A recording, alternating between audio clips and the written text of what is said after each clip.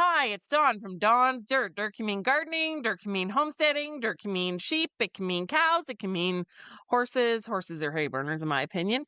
Dirt can mean politics, dirt can mean religion, dirt can mean anything you want it to mean. And so I'm excited about today's guest. So her name is Brandie, and she is super young.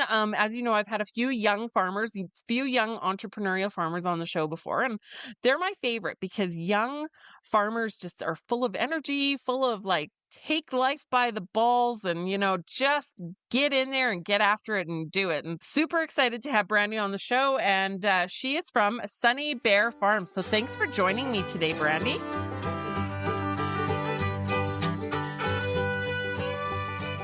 Thank you for having me. So tell me just a quick little bit about yourself. So, again, we're probably not supposed to ask age, but how old are you, young lady? I am 25 years old. I am located out in Pinson, Alabama, so a very small town out in almost the middle of nowhere. We're about 20 miles away from Birmingham. So if you know where Birmingham's at, we're north of that. Um, and so I'm just so excited to be here. We're a small farm. We're on 5.5 acres, and we're just a small hobby farm. Cool. I love it. And so as a small hobby farmer, like what are you all doing on your farm? What do you all have on there?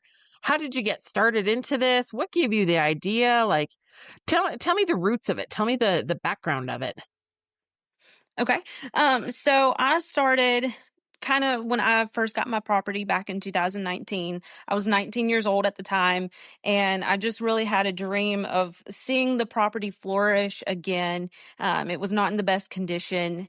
And I just kind of started like playing with the ideas of like maybe a rescue ranch or like a big garden area, just trying to kind of put the feelers out. And then I was gifted two of my goats back in 2019, towards the end of it, the end of 2019. Um, and so that was kind of like the spark of, okay, maybe I want to get in the whole goat farm and the goat breeding. And then it turns out before I officially moved them here in 2020, I ended up with 4 goats. So the goat math is real, just like chicken math. And then we eventually got into chickens, and so now we're up to 3 goats, a donkey, 19 chickens, and 2 ducks. So we've got our hands full. Um, but we do farm fresh eggs, local produce that's grown here. We do jellies. We're trying to expand into baking.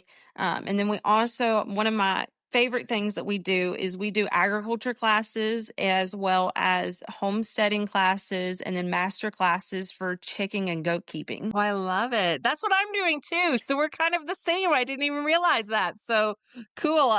I think we need more of this to go around. I really feel like the homesteading movement and, farm to table is the way to go. And so you've got a small flock of chickens. So you've got 19 chickens, you said? And Yes. then a few goats. Do you milk your goats? I do not. They are strictly for when people come out to the farm. They've never experienced goats before, and so they're more of like more hands-on type goats. Okay, so you're kind of more into the agritourism side. Is hmm that kind of how have you turned your homestead? Have you turned your farm into a bit of a business then? Tell me about the business side of it. So the business side, we do, like I said, we do the agriculture classes. We'll also do farm tours, and then we also go out to daycares and schools. We're trying to get into some of the school systems that are out here as well. And then I have a goat. He will literally load up in the back of the truck, and we just ride and we go. And but to kind of like offset just a little bit for my programs, I do design our own farm apparel. So we have several different designs that I have, and then I sell the shirts and merchandise from that. I love it. So you're selling merchandise to keep your farming habit going. hmm Yeah. Absolutely. That's fantastic. I like it. You're young and you keep using the word we. So is it you by yourself or who's the we? Like are you married? Are you single and available? Maybe I'm not sure. So tell us about that. Who's the we when you're referring to we? So I'm single, so there's no man in the picture right now. But we being me and my best friend, so she started coming out here as an agriculture project for her school. And she has not left ever since. So she's been helping me for about 4 years now. And also my family lives right next door, so they're helping out a ton too when I'm not available. Okay, I love it. That's amazing. Okay, so you're more into the teaching side of things, because 19 chickens and a few goats is not a huge farm, but so you do make a little income off of it. Yes, just a little bit.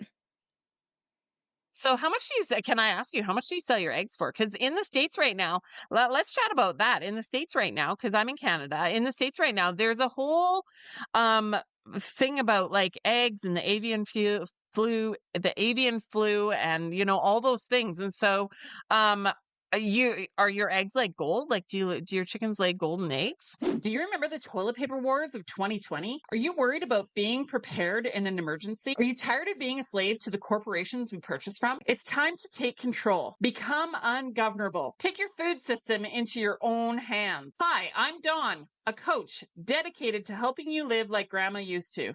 Self-reliant, resourceful, and prepared. Whether it's raising chickens, growing a garden, canning your own food, or even milking a cow, I'll teach you how to thrive and survive in the space you have, big or small. We can even potentially make some money off your homestead. Visit Dawn's Dirt today to book your free jumpstart call. Together, as a team, we can get you self-reliant and ungovernable. We, the people, have the power to take back control. Remember, if you give a man a fish, he eats for a day. But if you teach a man to fish, he eats for a lifetime. Let's build a better future and a community, one skill set at a time. They almost do, yeah. So we feed a very high protein feed. Is I don't know if you've heard the Calm Branch feeds that are based out in Ohio. No. Uh, they're a more smaller company, but it's almost like organic, but it's not quite there. So I have been selling them for $5 a dozen, but just within the past month, the avian flu has kind of moved on out. And so we've dropped back down to $4 a dozen. Oh, wow. Wow, that's actually really quite low for eggs around here. I mean, the average backyard flock here in Canada. So like this is really cool to compare it. So the average backyard flock, if you're in a rural area, you can sometimes get eggs for $5 a dozen or $6 a dozen. Right now I've got 150 laying hens and I've got 300 meat birds. But just before I jumped on here, I just got home an hour ago, and I look and all my little chicks, my 2-week-old chicks are like spread out. Some are in the yard and some are, and they got out of my brooder, and I was like, oh my goodness. And so like I was a disheveled mess, like sweat dripping down my, face. And if you looked at my shirt, like don't look too close, but like it is filthy dirty. I've got this big brown spot and I've got like dust up my arm, and yeah, you can't tell in the video. Thankfully, it kind of edits it out. But yeah, like having chickens is like crazy. It's just, you got to do what you got to do. So I wasn't sure. I wasn't even sure that I was going to make it onto the podcast with you, but we made it and here we are. That was a little rant on my end. So we were talking about egg prices. So I sell my eggs at $10 a dozen actually, which is insane. Like up at the Canmore Farmers Market, that's what I'm selling my eggs for. So how did you come up with your $4 a dozen? Tell me a little bit about that. So I just kind of base it off of what is in the stores. And then also like the demand. And even though I'm more of one of the more well-known farms that are out here, a lot of people that's within the city limits, they're starting their own and they're getting more backyard flocks started up. So like the 4 or 5 hens in the backyard type thing. And so it's really just based on demand. Really, I think in the stores right now, they're like $3.50 a dozen. But when the avian flu started, I was actually significantly lower than what the stores were selling. So I was getting constantly sold out, and I had a 12-person waiting list at the time. Wow. Wow, that's cool. A waiting list. That's the way to have it is, such high demand that you got people. So you need more chickens. That's what you really need, a bigger flock. Have you thought about growing your flock and growing your business? Yes, absolutely. So right now I'm trying to go into the ducks. My best friend who helps me, she wanted ducks and she's been wanting ducks ever since she started. So she finally got the ducks, and so we're kind of trying to build that up, and then eventually we will expand the flock a little bit more. I do have some older hens within there, so they only lay maybe like twice a week, but as long as they're paying rent, they're fine. Ah, what an important part. As long as they're paying rent, they're fine. And that's the point is if you're going to be on a farm, you got to pay your way. And so for a hen, if you're not producing an egg or producing a piece of meat out of the chicken, you're kind of dead weight on a farm. And so, you gotta cull. And so have you culled? Let's chat about that. Have you culled birds before?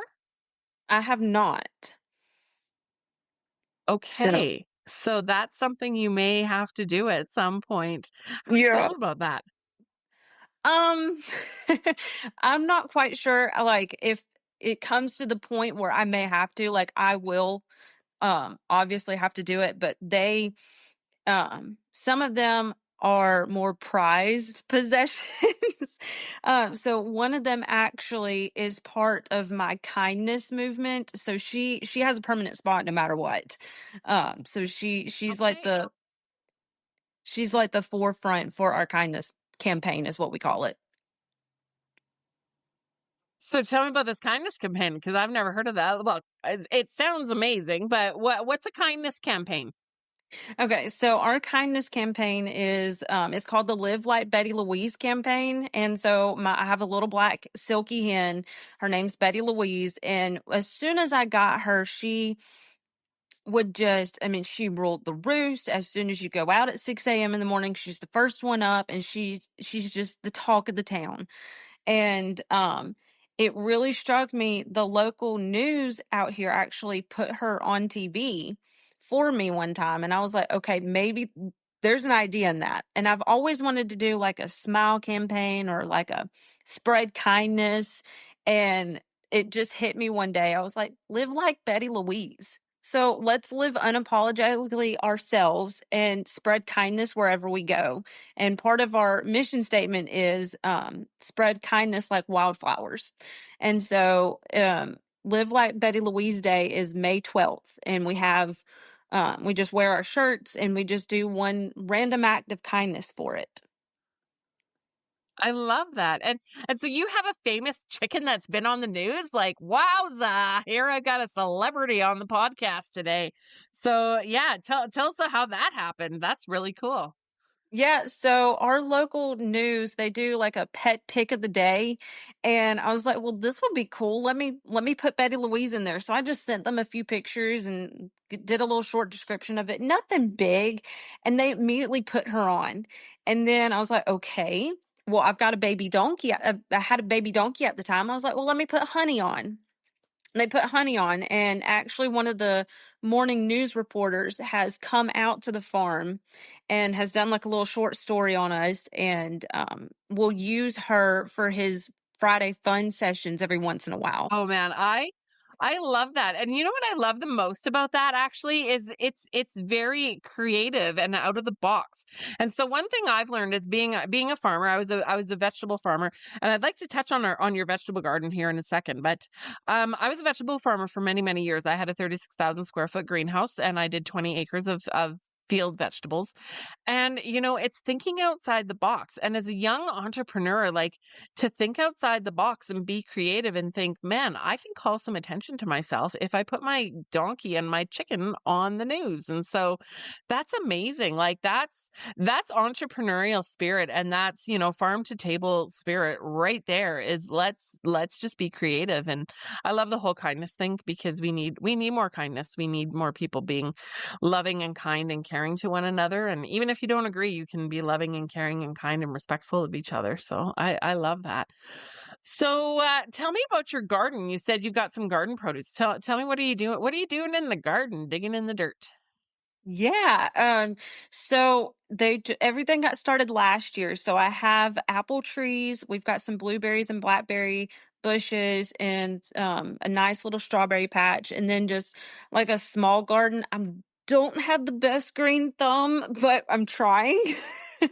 So Okay. we've got some carrots and uh, bell peppers and some tomatoes in the little garden. So we're going to try it. And if it goes well, then we'll definitely expand and move into something bigger next year for sure. Nice. Now I'm going to kind of pitch myself on you. Have you ever thought about doing more farm to table vegetables, like for sale? Yes. So, I talked about like my family lives right next door to me. So they have established blueberry bushes from when I was little.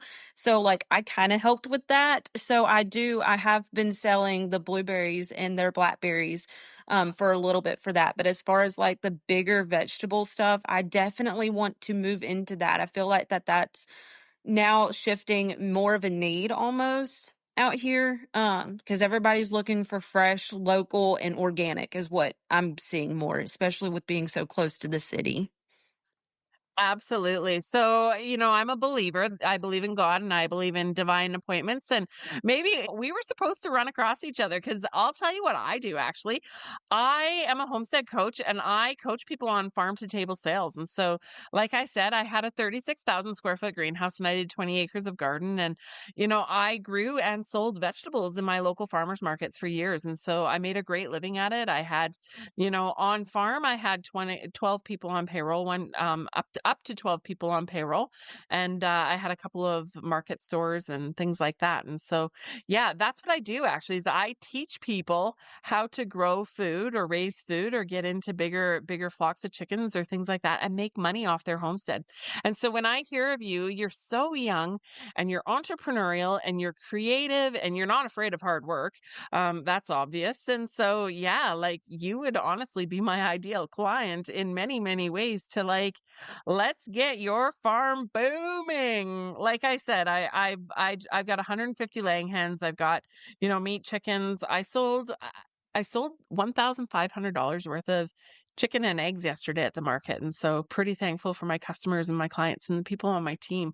And I was listening do you know who Joel Salatin is? Have you heard of Joel Salatin? I have not. Okay, so look him up. He's a very interesting Polyface Farms. Joel Salatin. He's also called the Lunatic Farmer, but he was talking about. He said we need more people to be growing more food and to be creating our systems, our food systems around community. And so that's what I did when I had my farm. Was I created my community of people and my customers and all the things like that. So what's your goals, hopes, and dreams for your farm? So my ultimate goal is for us to fulfill our mission statements every single day. So our mission statement is to advocate for agriculture, spread kindness like wildflowers, and show God's love to everybody. So that's obviously one of the big goal that I have every single day. That's like when I wake up, I'm like, okay, I have to do these three things every single day. But ultimately, I want to expand and kind of move more into like doing this every day full time and being more profitable. I want to get into where we have farm tours every day and we have I have people coming in for the homesteading consultations or have kids come in from a school on a school bus driving up the driveway like that's a big goal of mine. I love it. I love your goals, hopes, and dreams because that's what we need more of. Is we need more, like I said, more education. And I love your mission statement.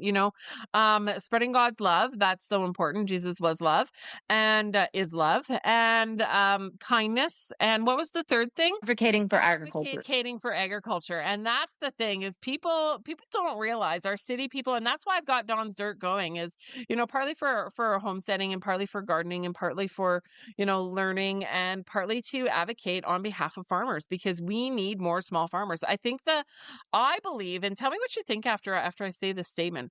I believe that the key to our global food system, and is that people would get more into growing their own food in the spaces they have. If you give a man a fish, he eats for a day, but if you teach a man to fish, he eats for a lifetime. And so if we have more people like yourself, young people getting into farming, getting into agriculture, getting into food, getting into farm to table sales, our food system, and not only, here in North America, Canada, United States, but right across the world, globally, if we do more local food, farm to table, build the relationship, I think that's where we will stop the hunger issues. And so, what's your thoughts on that? That's a pretty big statement, but what's your thought? Yeah, I fully believe in that too. And, when I have people, we have a tractor supply 3 miles away, and the amount of phone calls that I get, like the employees will call me and be like, hey, so and so has a question. Hey, so and so has a question. And just like, people don't realize, and I'm not quite sure about up there, but I know as far as for down here, people don't realize where food actually comes from. They think that they go to the store and it's sitting on sale and they pick it up and they pay for it and they go home. And that's why I'm so into like the agriculture education side for it. It's just because people don't know. And I feel like if they did know, then they would, use their small subdivision backyards and grow what they need to in order to sustain. Yeah, absolutely. So you've got your goats and you've got your chickens and you've got a garden and you've got some fruit trees. How what's your diet like? Like that's like those two things kind of go hand in hand. What do you eat? Um, so I do a lot of fruits and vegetables, and we have a local farmers market that I do go. And if I want like some fresh strawberries or that when I'm not producing, that sort of thing, a lot of fruits and vegetables, a lot of protein. So like chicken and beef. And every occasionally we'll sneak in some sweet treats in there too. But overall, that's probably, I mean, as a whole, like you need to eat more whole foods, um, as far as for me, at least. Yeah, absolutely.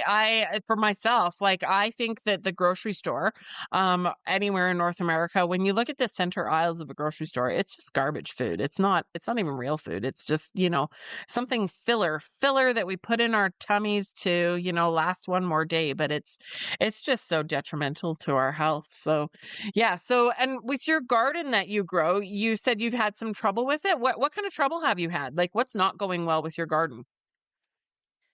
So right now they're kind of like everything's like at a standstill. So I had seeds that sprouted and then that was about it. But for the state of Alabama, the whole month of May, we've had 29 days of rain. And as far as June goes, it's June 12th. So we've had, I think, 8 days of rain. So not very many days of sunshine and drying out. It's been a lot of flooding and storms and that sort of thing. Wow, that's a lot of rain. That's crazy. And so then with rain comes cold and it also is cloudy. And so you're not getting the sunshine, the vitamin D or the, whatever, I forget the technical word is, but I just know that plants need sunshine to grow. And so with cloudy, cooler weather, yeah, your plants are going to be at a standstill. Is that normal for this time of year?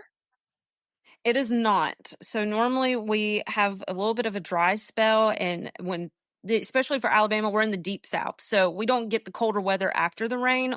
Yes. So normally after every storm, we'll have like a little bit of cooler temperatures and then it goes right back to hot, humid, like temperatures in the 90s out here, especially for this time of year. We rarely get a winter down here. Okay, that's very different than Canada because we get July and August and I've seen it snow in both of those months and yeah, oh yeah. Yeah, we've had a little bit of snow in July and a little bit of snow in August and one year I had cuz like I said I had 20 acres of crop and one year we had snow the beginning of September and it just destroyed the corn crop like bent everything over and killed it all and it was terrible. Okay, so it's hot and humid down there. And so what does that do for your growing conditions then? What does it do to your plants? So typically as of like it should be right now, they should be at least to this point of the stage of like starting to produce like little blooms and the start of produce. But like I said, we're like they've been at a standstill for at least 2 weeks. And I've got some friends down here that do hay, and they produce a lot of hay. And he said that the for being able to get out there and cut it and allow it to dry in between our rain, how we've been having, it's very difficult out here.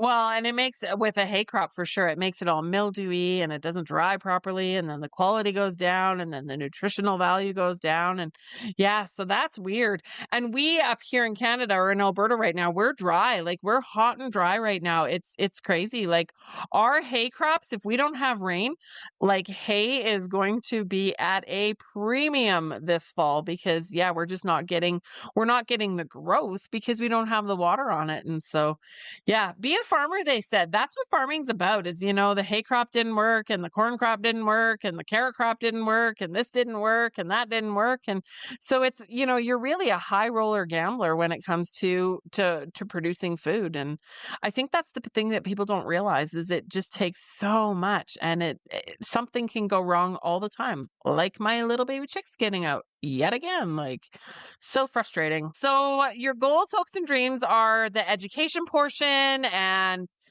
getting more into farm to table sales. So where would you like to see your farm go as far as farm to table sales goes? I would definitely like to get into more farmers markets. We're getting ready for our second one, actually happening tomorrow.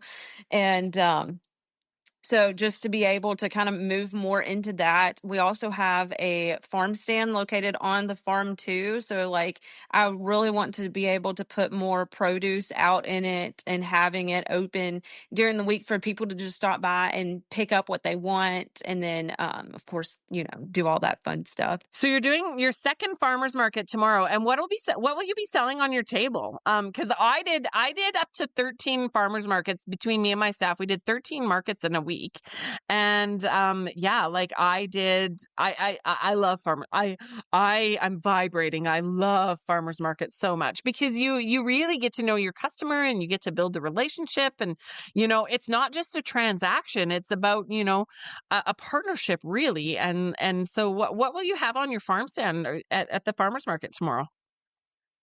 So we will have my merchandise that I create. So we'll have a bunch of shirts, hats, stickers, magnets, decals, just to kind of like spread the word. That way we're like giving people like, hey, remember us for your next farm fresh egg sale. And then we'll also have farm fresh eggs and then blueberries as well. Love it. Blueberries from your parents' farm. So do you want to know my advice when you're at a farmer's market? Yes. Can I give you some advice? So the biggest thing I have found at a farmer's market, the biggest thing that you can do to boost your sales is don't pick up your phone. Do not stand there and look at your phone. Stand behind your table, stand behind your table and say, "Hi, how are you? Hi, can I tell you about my blueberries? Hi, can I tell you about my eggs? Hi, how are you doing today?" And that's the biggest thing. So when I've like I said, I've done farmers markets for many, many, many years, probably maybe not 20 years, but probably a good 15 years. And that's the biggest piece of advice I would give to someone just getting into farmers markets is just stand up behind your table and say hello to people and start the conversation. And then some of my other tricks and tips of farmers markets is um pile it high, watch it fly, and when it gets low, it doesn't sell. So I always found that the last bag of carrots or the last bag of tomatoes just would not sell. For whatever reason, people didn't want to grab that last bag. And so I always had my big displays piled high. And yeah, like keep it looking full, keep it looking fresh and talk to the people. Sample if you can. I just started again. I took a full year off of farmers markets and because I used to sell vegetables at them and I'm doing chickens and eggs now. And when I was thinking about how to get how to get people into my booth, how do I get customers? How do I call them into my booth? I thought, man, what can I hook them with? And I thought, well, maybe I can bring some pretty flowers and put them in my booth, or maybe I can, set up a nice picture or display or a sign. And I was like, nope, we're going to farmer this. And I brought two of my laying hens, put them in a cage and put them just, in the corner of my booth. And next thing you know, like I was selling out of eggs within, a few hours before the market was even over. I was sold out of eggs. And so it's trying to find those tricks to make you memorable, to make people want to build relationship with you. And yesterday, I didn't bring my chickens yesterday. And the kids, when you talk about education, the kids were coming up to my booth and they were saying, like, where's your chickens? We miss your chickens. And I was the talk of the town because I forgot the chickens at the farm yesterday. And so, yeah, so maybe you should try that. Bring some chickens to the market and put them in the corner of your booth and people will come and buy your shirts. So, yeah. Yeah, that's really good advice. Yeah. Well, I've done it for many, many years. So, and I just want to Y- see you as a young entrepreneur succeed. Like, we need more young entrepreneurial young farmers. And so, yeah, absolutely. Cool. So, and then the farm stand. Tell me, do you have a farm stand going already? Yes. So farm stand right now is just for pickup orders. So if they order eggs or anything else, I'll put it out on the farm stand. And it's an easy way for people to just come up and get their produce from me. That way, I'm not having to put it out in the weather or anything like that. And there's a sign up for payments, and there's also our website QR code. That way it's still engaging in with our customers, even though if I'm not physically at the farm. Okay, I love it. So, what is it built out of? Can you describe it for us? Yeah, so our farm stand is made out of repurposed pallets, and it's I think it's like 6 foot tall, and it's got a built-in cooler in it, and then a shelf for for the extra egg cartons that people bring back for me, that sort of thing. And it's got the sides on either side, so if we do have a storm during the day, the wind's not gonna come in and blow everything off. As you're talking, it just strikes me again how creative we have to be as, small farmers. We recycle our egg cartons. I call myself the egg carton hoarder. People were bringing me their used egg cartons all day yesterday to repurpose to put the eggs in so that they can go back out to the customer. And so you're just so creative, And with your farm stand, repurposed pallets. And so, have you ever used pallets for fencing? Because I sure have. Have you repurposed pallets for fencing? I have not yet, but I still have a few more pallets left over from this project. So I've been tearing them down and reusing them for just about everything. Yeah, yeah, for sure. Because again, that's what you got to do when you've got a farm or you got a homestead. You got to be creative and make do with what you have, and you're on a budget too. Like $4 a dozen eggs or $5 a dozen eggs. There's not much, and there's not a whole lot of margin on that, and so it's a labor of love, and people don't really understand that it's a labor of love, and it's um, you got to be creative with the materials and the resources that you have, and so yeah, thinking outside the box. So what advice would you give to a young person wanting to get into agriculture and getting into farming? What would you say to someone who's, I mean, I know you're only 20, but what would you say to someone who's like, or you're 24?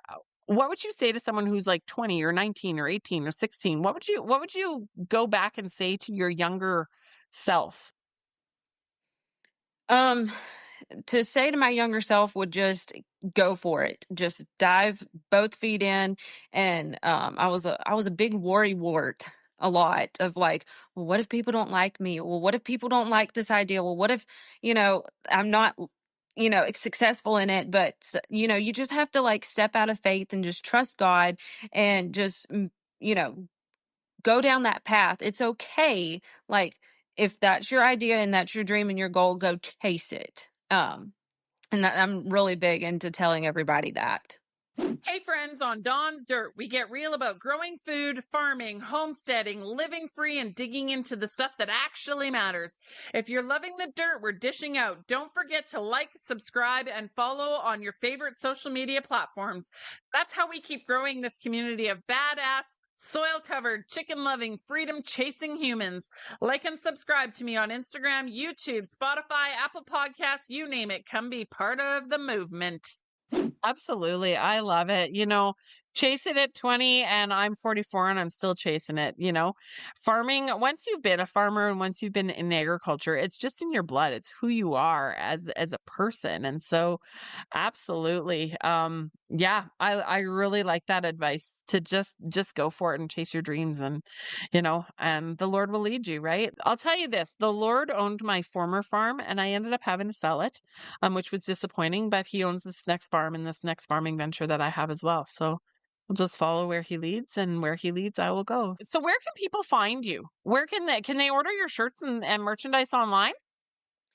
Yes. So we have a Facebook page, we have an Instagram page, we have a TikTok, we have our own website as well. And I mean, people can order online. We ship it out. I've never gone global before with it, but I have shipped out for it, our sales and all that. So yeah, Love it. And so what's your handle? What's your handle on Instagram? Suni Bear Farms. Suni Bear Farms. And your website is? It's a little bit trickier, but you can find it on my Facebook page. It's like wexsite.com /Sunny Bear Farms. Thanks so much for your time today. Thanks for being on the show. Thanks for chatting about farming and agriculture. And yeah, you and I should actually jump on another call about how to get your farm thriving and getting you into that business, that real business side of it. I've done it for so many years. I've been an entrepreneur, I've been a farmer, and I've done farm direct sales for years and years on end. And yeah, I'm teaching people how to do that. And so we can chat about how to get your garden growing and how to get your food producing and how to get you more chickens and more eggs and how to get that side business going. And so yeah, thanks for being on the show today, and really appreciate your time. Thank you for having me.